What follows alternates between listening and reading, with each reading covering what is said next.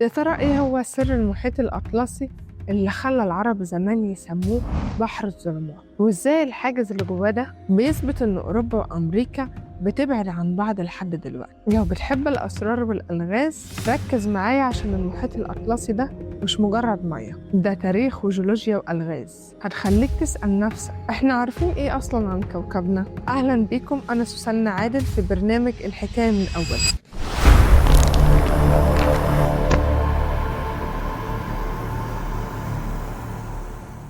الأطلسي ده تاني أكبر محيط في الكوكب بعد المحيط الهادي، يعني حاجة ضخمة مش سهلة خالص. تخيل إن هو اللي حاشر نفسه بين 4 قارات، بيفصل بين أوروبا وأفريقيا في الشرق وبين أمريكا الشمالية وأمريكا الجنوبية في الغرب. مساحته حوالي 106 مليون كيلومتر مربع. عارف ده معناه إيه؟ ده معناه إن هو بيغطي حوالي ربع المية اللي موجودة على الكوكب كله. ومش بس كده، ده خط الاستواء كان بيقسمه لنصين، أطلسي شمالي وأطلسي جنوبي. وتعرف إن المحيط الأطلسي ده جديد نسبياً، قبل حوالي 130 مليون سنة ما كانش موجود أصلاً. المحيط الأطلسي ده اتكون لما القارة الأم اتكونت اللي اسمها بنجبة، لما بدأت تتفكك وتتكسر والقارات بدأت تبعد عن بعضها، ودي عملية اسمها انزياح القارات. ودي بقى المعلومة اللي هتصدمك، إن في المحيط الأطلسي في سلسلة جبال ضخمة تحت المية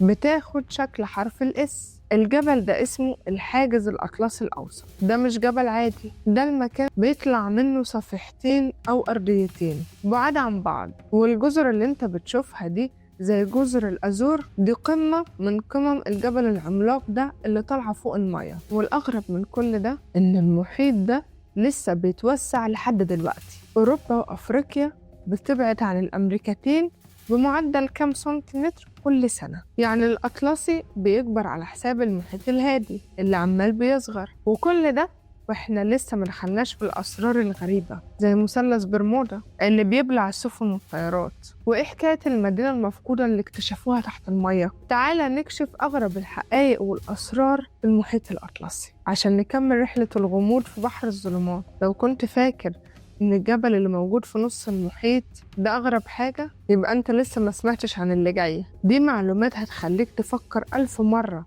قبل ما تقول إحنا عرفنا المحيطات. مين فينا ما سمعش عن مثلث برمودا؟ ده تقريبا أشهر لغز على كوكب الأرض. ومكانه فين؟ في المحيط الأطلسي الشمالي. ولغزها إن السفن والطيارات وأي حاجة بتعدي من عليها بتختفي من غير أي استغاثة، وكأن الأرض اتشقت وبلعته. العلماء بدأوا يفسروا الظاهرة دي بكذا تفسير. أول تفسير كان إن ممكن ده يكون غاز الميثان القاتل، وإن الغاز ده بيطلع من قاع البحر فجأة، وده بيخلي المية كثافتها تقل جدا والسفينة تغرق في ثواني معدودة. تاني تفسير قالوه الأمواج المارقة. دي موجات ضخمة جدا زي الحيطة بالظبط، بتظهر فجأة بارتفاع عالي جدا وممكن تبلع أكبر سفينة. والتفسير الثالث اللي قالوه إن المنطقة دي فيها مشاكل في المغناطيسية بتخلي البوصلة تنحرف وتتلخبط، وده كان بيضيع السفن القديمة. نيجي بقى للثقوب اللي محيرة الكل.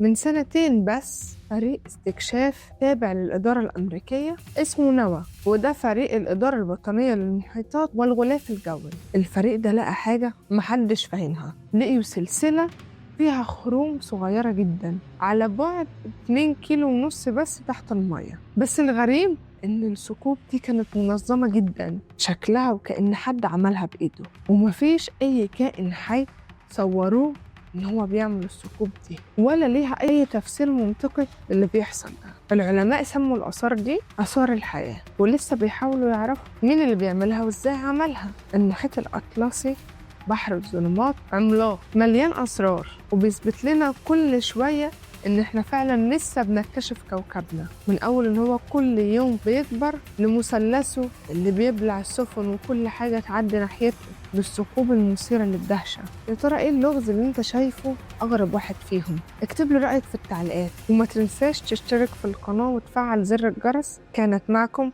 سوسنة عادل في برنامج الحكاية من أول.